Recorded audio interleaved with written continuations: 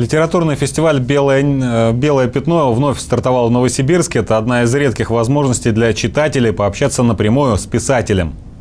Я люблю рассказывать, как брать тему и рассматривать ее с разных сторон, со всех сторон, с неожиданных, с про, с контра.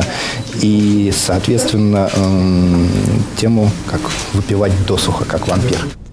Программа рассчитана на 3 дня, и за это время авторы готовы поведать читателям и обо всем, что остается за рамками конкретной книги, и о литературных тенденциях в целом. Это не только встречи, еще лекции, круглые столы и всевозможные обсуждения. В этом году в фестивале примут участие 15 писателей не только из России.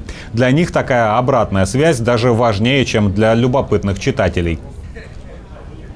С детьми это просто принципиально важно, потому что когда ты встречаешься, когда ты их видишь и слышишь их вопросы,